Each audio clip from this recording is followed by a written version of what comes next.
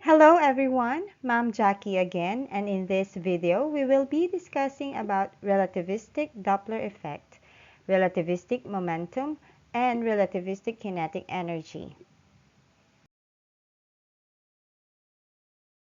The relativistic Doppler effect is a phenomenon in physics that describes the change in frequency and wavelength of waves, such as light or sound, due to the relative motion between the source of waves and the observer, considering the effects of special relativity.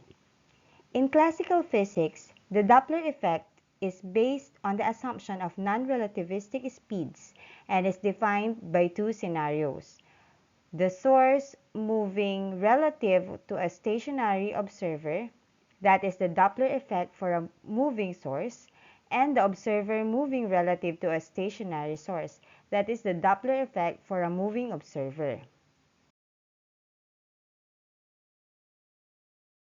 However, when objects are moving at speeds comparable to the speed of light, as described by Einstein's theory of special relativity, the relativistic Doppler effect must be considered. It incorporates the time dilation and length contraction effects that occur at high velocities.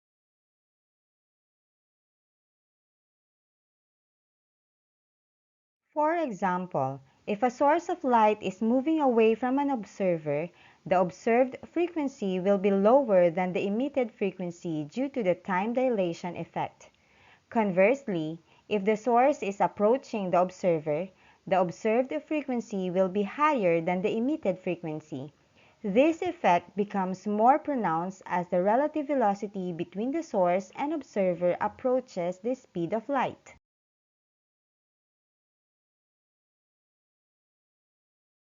In the relativistic Doppler effect, the observed frequency and wavelength of the waves are affected by the relative motion between the source and the observer, as well as the speed of light. The formula for calculating relativistic Doppler effect differ from the classical Doppler formula and involve Lorentz transformation. The Doppler formula for the change in wavelength, also known as the Doppler shift, is shown on your screen. That is lambda OBS is equal to lambda S times the square root of 1 plus V over C over 1 minus V over C, where lambda OBS is the observed wavelength and lambda S is the source wavelength. V is the relative velocity between observer and source, and C is the speed of light, which is 3 times 10 raised to 8 meters per second. This formula describes how the wavelength of a wave changes when there is a relative motion between the source of the wave and the observer. This formula applies to various types of waves, including electromagnetic waves, such as light, and acoustic or sound waves.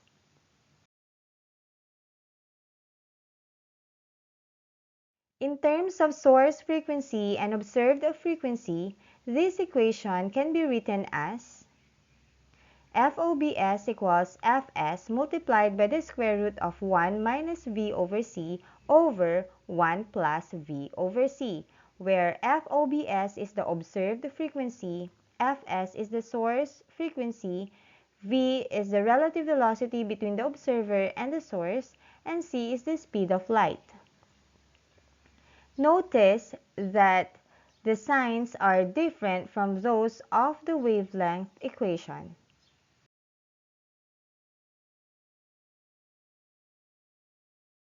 To apply the formula, let us answer this sample problem. Suppose a galaxy is moving away from the Earth at a speed of 0.825 c. It emits radio waves with a wavelength of 0.525 meters.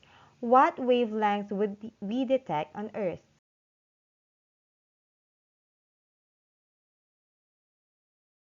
So, from the problem, the given parameters are the velocity, which is equal to 0.825 c, and the source wavelength lambda, which is 0.525 meters. To solve for the observed wavelength, let us have the Doppler shift formula given by lambda OBS is equal to lambda S multiplied by the square root of 1 plus V over C over 1 minus V over C. Substitute the given values. As you can see, the speed of light cancels out. We have lambda OBS is equal to 0.525 multiplied by the square root of 1 plus 0.825 divided by 1 minus 0.825. Simplifying this further, and the observed wavelength is solved to be 1.70 meters. So let's proceed on the next example. Suppose a space probe moves away from the Earth at a speed of 0.450 c. It sends a radio wave message back to Earth at a frequency of 1.50 gigahertz. At what frequency is the message received on Earth? So let's identify the given values in our example. These values are the velocity, which is 0.450 c, and the source frequency, which is 1.50 gigahertz or 1.50 times 10 raised to 9 hertz. We can substitute the data directly into the equation for relativistic Doppler frequency. Then we input this data in our calculator. The frequency as observed from the Earth is 0.924 gigahertz. According to special relativity, as an object's velocity approaches the speed of light, its relativistic mass increases, and its momentum is no longer given solely by the classical formula. Instead, relativistic momentum is expressed using the relativistic mass, which depends on the object's velocity relative to an observer. That is, P equals gamma multiplied by m multiplied by vector u, wherein m is the rest mass of the object, vector u is the velocity relative to an observer, and gamma is the relativistic factor or Lorentz transformation, which is given by the equation gamma equals 1 over the square root of 1 minus u squared over c squared. The Lorentz factor gamma considers the time dilation and length contraction effects that occur at high velocities. As the velocity of an object approaches the speed of light, the Lorentz factor becomes larger, leading to an increase in relativistic mass and momentum. So let us now answer this simple problem on relativistic momentum. What is the momentum of an electron traveling at a speed of 0.95 c?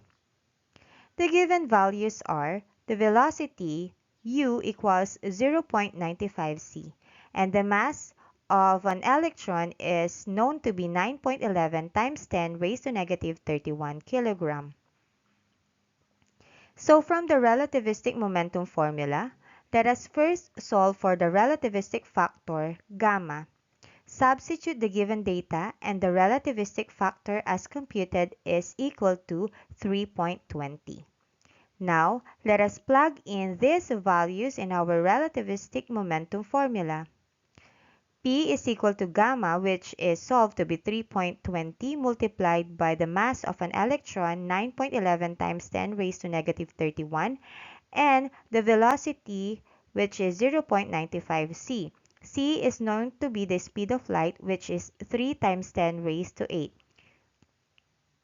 Plug these values in our calculator, and the computed momentum is equal to 8.31 times 10 raised to negative 22 kilogram meter per second.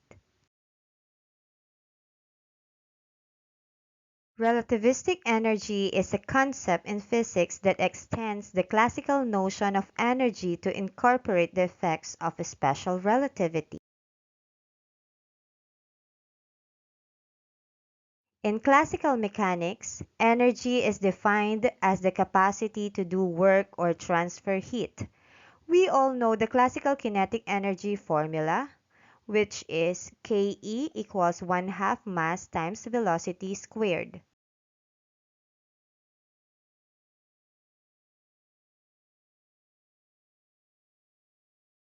However, at high velocities close to the speed of light, the relationship between mass, velocity, and energy becomes more complex due to the principles of special relativity. The kinetic energy in the relativistic context is given by Ke equals the quantity gamma minus 1 closed quantity times mass times the speed of light, where gamma is the relativistic factor, which is the inverse of the square root of 1 minus u squared over c squared. In summary, these are the formula of relativistic kinetic energy and classical kinetic energy. To apply this formula, let us have an example. So let us solve this sample problem on relativistic kinetic energy. An electron has a velocity v equals 0.985 c. Calculate the kinetic energy in MeV, or that is mega electron volt of the electron. Compare this with the classical value for kinetic energy at this velocity. Let us take note that the mass of an electron is known to be 9.11 times 10 raised to negative 31 kilogram. The formula to be used is kinetic energy equals gamma minus 1 multiplied by m multiplied by c squared. To calculate the kinetic energy of an electron, we will be using the relativistic kinetic energy equation. The given in the sample problem are the velocity equals 0.985 c, the mass of an electron, which is 9.11 times 10 raised to negative 31 kilogram, and let us solve for the required kinetic energy. Let us substitute the relativistic factor in the equation, then plug in the values. So the relativistic kinetic energy is equal to 3.93 times 10 raised to negative 13 joules.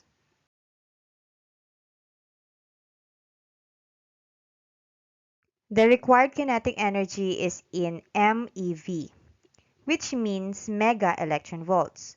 So we have the conversion factor of 1 eV equals 1.6 times 10 raised to negative 19 joules, and 1 MeV is equal to 1 times 10 raised to 6 electron volt. From this conversion factor, we may now convert the computed relativistic kinetic energy to MeV. As you can see on your screen, joules cancels out as well as electron volt. So in terms of MeV, the kinetic energy is 2.46.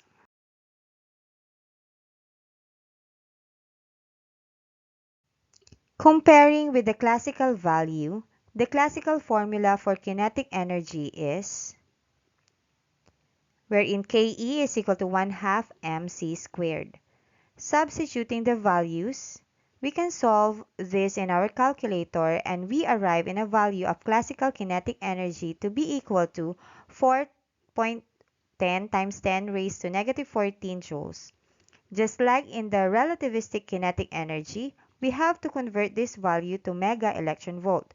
So converting this, we have, again, joules and electron volt cancel out, leaving with only MeV. So the classical kinetic energy is equal to 0.256 MeV. Comparing the relativistic and classical values, we can see that the relativistic kinetic energy is higher with 2.46 MeV compared to the classical kinetic energy, which is 0.256 MeV at this velocity. This demonstrates how challenging it is to accelerate a mass nearly to the speed of light. More energy is required than what is often estimated classically. Before we go to the party. I don't care if anybody gets it. I'm going as the Doppler effect. No, it's not. If I have to, I can demonstrate. Hey, what's Sheldon supposed to be? Oh, he's the Doppler effect. Yes. It's the apparent change in the frequency of a wave caused by relative motion between the source of the wave and the observer. Oh, sure, I see it now, the Doppler effect.